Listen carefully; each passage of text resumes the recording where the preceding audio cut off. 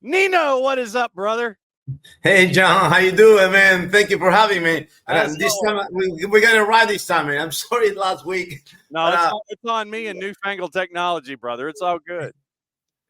hey man, I'm glad to have here, man. To have you here, it's an amazing opportunity for me, man. No, it's all good. For those that may remember the voice, it's like, hey, I know that voice. Where is it? It's GOL TV. GOL TV is where Nino gets his reps. And the one thing that I love about you when you're calling stuff on GOL TV is that when something's going on and no one's telling you anything and nothing's you just say it as it is. It's like, oh man, why did he do that for? That was dumb. It's just literally if he makes a stupid foul, you're going to call somebody out for it, and I love that about you. You don't take you suffer no fools when it comes to the matches that you call on GOL TV, brother. I'm going all in, man. I'm going all in, and I have that freedom thanks to the network. I got that freedom to just be you, man. Just be you and call it as it is, man. When it comes to how you came up with that stylistically, how long did it take you to be comfortable with how you call matches and present what's going on in front of you on a match by match basis? Um, I think you know what it was crazy, right? Because when I did the audition for the position, my buddy called me in hey Nino, can you call a game in English? And I was like, of course I can. I never done it before. So I just went all in all my passion and my preparation. And you know what I like is that I don't feel that I am that you can relate me to any other voices. It's like I made my own voice, I made my own style, and I just keep crafting in the game after game after game. The only thing that it took me a while was to manage the timing, right? Because you got 20 seconds and then you got 3 minutes. I'm like, oh, hold on a second, let me just put it all in. And that's the part that it got me the most time to get used to the timing. But other than that, it's me, man. This is my passion. It's my career. I've been covering the sport for many years. So when the opportunity came, I just snatch it. Absolutely. And so now we have brought in your expertise to discuss what is going on with the Copa. And I have been told by a little birdie to discuss your beloved Peru and find out what is going on. What is going on with your beloved Peru, my friend? Man, I told Jason a couple of weeks ago, we were talking on his show, and when he asked me about it, I was like, Jason, my expectations are so low for this Copa, man. My expectations are low for this Copa. I know we've been cracking the Final Four in the previous four editions of the Copa, but I don't feel that strong for this Copa America. Number one, the new coach, it's a new system. There's this transition between the old generation that took us to Russia after 36 years of not being in the World Cup. But now we are in the middle of the old generation, the new generation that there's not ready yet to take on. All right, you got the players like Grimaldo, you got Piero Quispe, you got Peña, Marco Lopez, the guy that you know, and but they're not at that stage yet. They're still emerging. All right, they're not stars right yet. They need to. I think that they need more games. It's gonna take some time, and that time I don't know if we have time for us to qualify for the World Cup, that's the main goal here with Jorge Fossati. I knew from the get-go that this Copa America was not we're going for the Final Four again. No. We're not going for the Final Four. We're going to find the team here. We're going to find who's going to play for September. We're going to play in November and December because we have tough matches ahead of us, and we are at the bottom of the table on the World Cup qualifiers. So this is the development phase of this team, this Copa America, playing with the big dogs, playing with Argentina on Saturday, and we're not ready. We don't have firepower. Gianluca Lapadula has been off for 9 consecutive games without scoring. We have a 39-year-old striker that's supposed to save us, but he's 39, and we miss. I miss Raul Ruiz. He got the call, but he said, I'm not ready for it at this very moment because his experience with the national team hasn't been the great. He's fantastic with Seattle. He was fantastic in Liga MX. He was fantastic in Chile, but not with the national team. But I think he's going to come back. He's going to come back at one point from now and the end of the year. And hopefully he gets the call because I think this system is going to work for him. The previous coaches, previous teammates. I don't know. There's a toxic relationship with Raul Ruiz and the Peruvian national team. Hopefully that ends and we get clean and he can score all those fantastic goals that you see him scoring in the MLS week by week, man. Well, and right now he's having a bit of a run-in with Brian Schmetzer. We're going to have Nico Moreno joining us from Seattle coming up after you here on the show this morning. And we'll find out what's the latest with Raul Ruiz. Let me go back to the Canada match a little bit here. Yeah. And I hate it. But Fossati comes in, and I don't think a lot of folks, folks that might be experiencing the Copa for the first time, they may not necessarily understand that this is how folks are wired. Not just Fossati, but coaches in general. They're going to speak their mind. They're going to talk about what's going on. Fossati drops that quote about using fists, and I think an entire country went like, "Whoa, hang on just a second, man." But I think that was it might have been a bit of a wake-up call for folks about what this tournament really means to folks.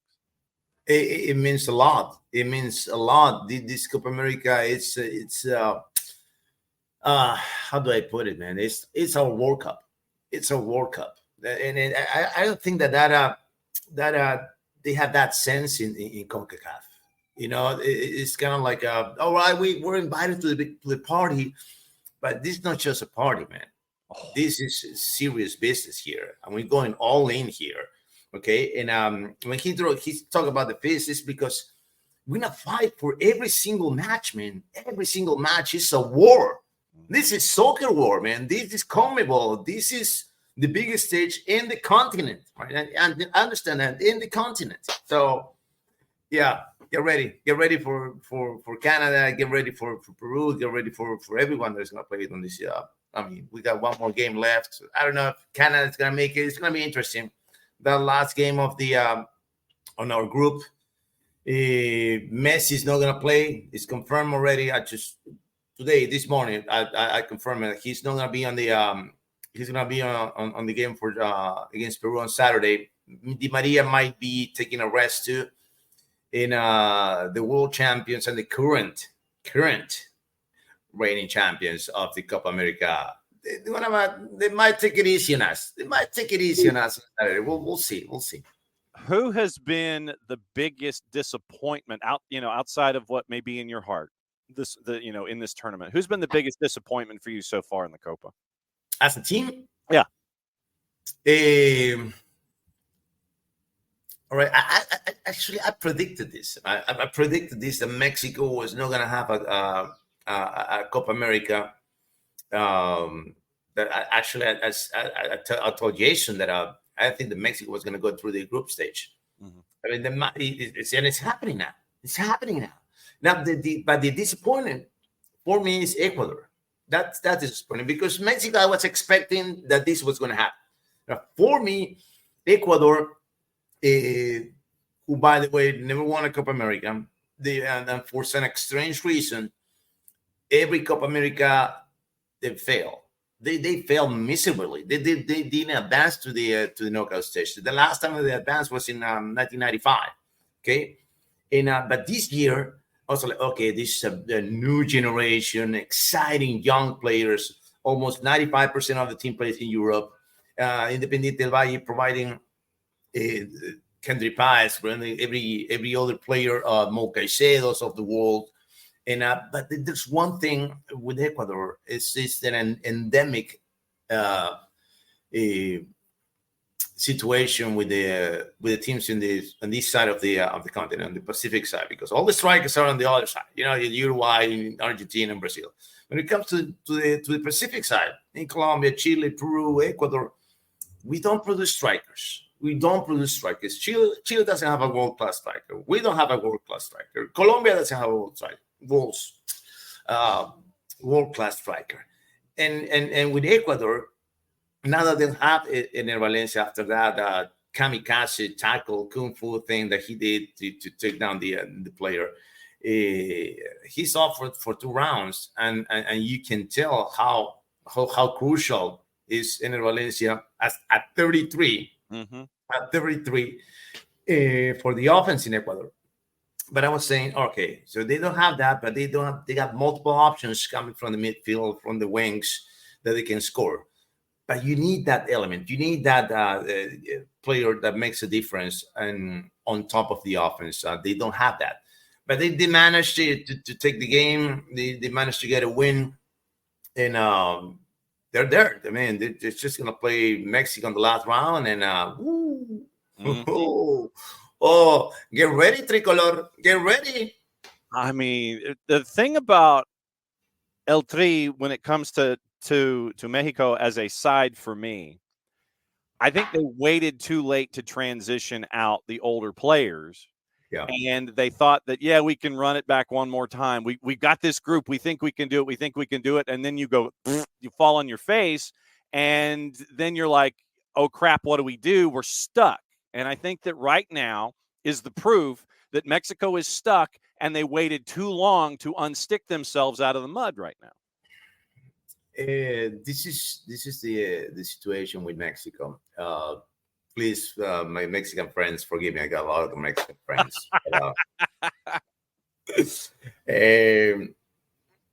They're absolutely overrated. This is a team that is probably the most among national teams, the most overrated team in the world. I want to say in the world. Okay, number one, because they truly believe that their league, the Liga MX, is better than the Premier League. Number one. Yeah. All right. Number two, they think they have the best players in the world, that the players are better than anyone else. But if I ask you right now, John, all right, give me how many players playing how many Mexican players are in the Premier League at the elite teams? Liverpool, Manchester United, Manchester City. No. Let's go to the La Liga. Give me a Mexican player plays in the Real Madrid, Barcelona. No. Go to Milan, AC Milan, Inter Milan. They don't have a single player in the elite. They're not elite. And they refuse to believe that they're not elite. Because once you realize, okay, you know what? I might not be looking like, like Brad Pitt right now, okay? But I'm going to do my best, all right? I'm going to be charming. I'm going to buy you drinks. I'm going to be entertaining. I'm going to show the talents that I have. Not pretend to have the talents that I don't have. I can work with that. But they don't realize that. They don't realize that they're not elite. They're not a top 10. Let's accept your reality that you are a top 30 maybe team in the world. Top 30. All right. If so, right now I want to say top 50. Okay. That top 50 is a little bit more much. All right. Top 30. Let's do top 30 with Mexico. Okay. Assume your position. But nothing is going to change with the Mexican national team unless they change that mentality. And I don't see that happening anytime soon. So now we're going to wait for the next pool of talents that who knows when it's going to come. Because the last generation of exciting soccer players, it was the one 2008. 2008 was the last generation of players with Dos Santos, with Chicharitos, with all of them. But right now, they don't have it. And the big problem is that in Mexico, and the Liga MX, it's the second, I want to say it's the second best paid league in the continent. It's Brazil comes first, and then it's Mexico. Mm-hmm. So, I mean, the motivation for young players, to save the future, to secure their families, is money. If I can get, a contract for a couple million in my country, I don't have to go to, I don't know, the Netherlands, all right, and being the 5,000 miles away from my family. I'm gonna do it. I'm gonna stay because I'm gonna get paid here. I'm gonna get paid the same. If I'm going over there, I'm gonna get called. I'm gonna don't speak the language and la la la la la. So that's a problem. That's a big problem for the national team. I was looking at the roster when you were talking about it. Outside of Liga MX, here's where players currently play: Porto, Almeria, Genoa, Edson Alvarez, who's injured, West Ham, currently rostered there. Orbelin Pineda's at AEK Athens. Luis Chavez, Dinamo Moscow. Julian Quinones, Alcadzia in the league that we neither condone, endorse, nor promote. And Santiago Jimenez is at Feyenoord. That's it. That's it. That's it. That ain't blue bloods, brother. I mean, that's like, okay, I'm gonna go get paid, and that's what you get when you go to Alcadzia. That's what you get when Edson Alvarez goes to West Ham. That's not like blue blood stuff. You're trying to find an opening in somebody who's interested in you, who's apparently going to pay you, and that's not you got players that are not going to blue blood locations now.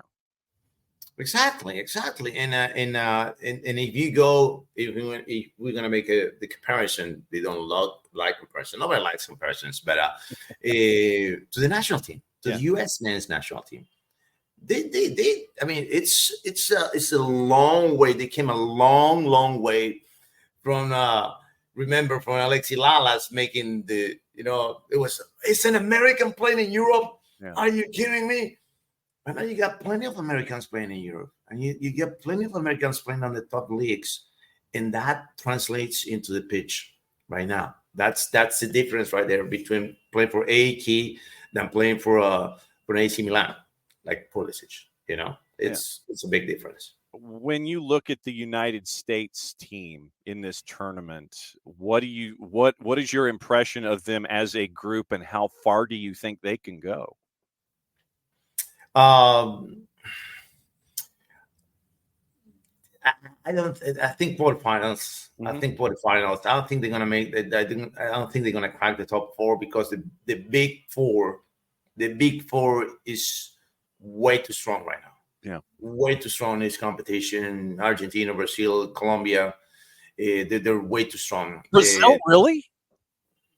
I'm gonna back up a little bit with Brazil. I got Brazil in the top four. Okay. Yeah. But they are my number four.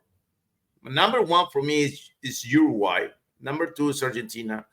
Number three is Colombia, and number four is Brazil. That's the order that I think this competition is gonna go. Okay. Because in the end, even Brazil, you saw them, their struggle. But the thing is with Costa Rica under coach Gustavo Faro. Gustavo Faro it's a coach that is he's street smart. He's a street smart guy. He knows, he understands. That's the perfect example of understanding your talent. Where is your talent stands against the big dogs? Right here, right? Okay, so we cannot pretend to go blow by blow with Brazil because they're gonna blow us up. No, we're going to stay compact. We're going to park the bus, and we're going to wait for the perfect opportunity to score. That's what we do, and that's what our Faro team's been doing for many years. And that's how he almost qualified to the next round in the World Cup. And that's how he got into the World Cup in the last World Cup for Qatar. But back to the national team, to the U.S. men's national team. Yeah, I think it's a strong group. And what it helps is, and is the Greg Berhalter. How many years has it been, Greg, with the national team? Six, right? So you don't sound like that. 6, man. It's like it's about time. It's about time for him to go, right? Yeah. But it's stability, man. That's the having a coach for that many years. It gets you to understand that there's an identity. and I know Greg. I know Greg personally for his time when he was coaching the Columbus Crew, and he's a hardworking man, man. He's a hardworking man, detail oriented. But sometimes, what happens with Greg is that he's hard to he's a knucklehead sometimes. Sometimes he is. No, He is. no denying it. I'm just the fact that you dropped a knucklehead. I'm like, yeah, all right, You yeah, know. I'll stipulate. So, okay. So now, since I said that, I mentioned that, I'm gonna tell you a story. Do we have time? We have time, right? No, we got Tell me a time. story. Yeah, you're good. All right. This is a story in Columbus when he was playing Columbus. His first season with Columbus Crew. He came in and all right, we're gonna play 4-2-3-1. That's my system. That's in my mind. Okay. All right, let's do it. So the season before Greg arrives, Domenico Duro was the leading scorer for Columbus Crew, coming from the wings. He's a natural born winger. He's not gonna. If you take him away from the line, he's getting lost. So what he did, he took him away from the line. He put him as center forward. Okay, this guy scored 12 goals last season. He's gonna give me another 12 this season. All right, but comes up that I didn't realize this until I saw that on the pitch. The Domenico Duro doesn't have an aerial game. He's just he doesn't know how to fly. That's it, man. That's it. He doesn't know, right? And yeah, they were throwing cross. And at one press conference, I said, "Hey, Greg, have you considered to maybe switch systems?" And he looked at me like, "Why? Why?" I was like, "All right. First off, you got a guy that doesn't know how to jump. All right, number one. And yeah, you send in 20 or 25 crosses a game to him. All right. And you have, what's his name? Ethan Finley. Remember Ethan Finley? Oh, yeah, I remember Ethan Finley. Yeah. Ethan from Columbus. Yeah. So you got Ethan Finley and you got Domenico Duro. Two guys are super fast, right? What about, maybe having two men up front instead of one man up front? That might be the issue. Because number one, if you're not going to change the system, change the player. But guess what? You don't have a striker. Yeah, what's his name? Eric Schoenfeld was your backup striker in there. Eric Schoenfeld, I don't know if he's still playing, man. Because honestly, to be honest with you, I think I was better than Schoenfeld on the pitch on the top. Okay, and then Matt. All right, and he was like, all right. Maybe we'll look into it. He gave me that polite answer and la la la. Mm-hmm. 6 months later, he said in a press conference that they gonna have start with the wrong food, that they should get it better and la la la. And by the end of that season, they hired Kakamara, and you know what happened after that? They went they run into the finals because they have a real striker at through 9 that didn't have in the season before. So that's why I'm saying that sometimes Greg comes up as a knucklehead. Doesn't change it. This is my idea. This is my system. And sometimes you gotta be flexible. That's the thing. You hit me with that Greg Berhalter response again. Why? No. He looked at me like, why? Jesus. Oh, that's fantastic. You don't like calling Greg Berhalter a knucklehead. You don't know how many fans you got this morning by calling Greg Berhalter a knucklehead. Dude, I'm serious. So what are you up to these days? I know that folks can watch you on GOL TV, but how busy is your dance card these days, brother? You know what? I'm so glad that we're so slow right now because all the tournaments during a break, and the only tournament that we currently broadcasting right now is the Uruguayan Championship, and this weekend they're off because there's national elections in Uruguay, so I'm going to be watching soccer all day long, man, all day long. Well, I'm glad that you are. For the record, tell folks where you are this morning and you're reaching out to us. Where are you sipping your morning beverage?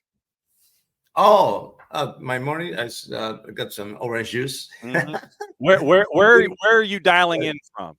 I know, I know, I know. Hey, I'm from Lima, Peru. That's what I'm I'm saying. in I'm in Lima, Peru right now. As you see me, I'm going with my thing here because it's kind of chilly here. You know, it's not 100-degree weather like it's right now in Atlanta and in Kansas City and everywhere that the Copa America has been played. Eh, so yeah, this is crazy, right? Because when I first came back, when I returned from the States after being in Columbus for 14 years, it was funny because the people were looking at me like that. This guy's crazy. Why are you wearing sandals and shorts? This is winter time, man. Dude, you know where I'm coming from? Oh yeah. I'm coming from Columbus, Ohio, buddy. Huh? We got -7 degrees Fahrenheit. Okay, so 60-degree winter here. It was paradise for me, but now my body got used to it. And now I'm all bundled up here with that 60-degree winter. I know. It's like you bundle up from the waist up. You wear shorts and sandals from the waist down, and everything is all good. You're coming back this same time next week, right? Yes, sir. Yes, sir. You got me, man. And it's a blast. And trust me, anytime that you want to crash to talk about anything, literally just reach out to me. It's like, dude, I got something on my chest. I got to get off my chest. Go ahead and dial up anytime, but we will catch up with you this same time next week. We'll continue talking Copa. Be safe, be well, my friend, and enjoy the exercising out on the lanai out there on the front of the casa there, and so everybody can see you do your burpees and everything. It's always great. Oh, you got my burpees. All right. Yeah. Yeah. It's like, great to see you, my friend. We'll catch up with you same time next week. We'll talk more Copa and anything else that's on your mind. All right. See you guys. Thank you for having me. It's going to be a blast.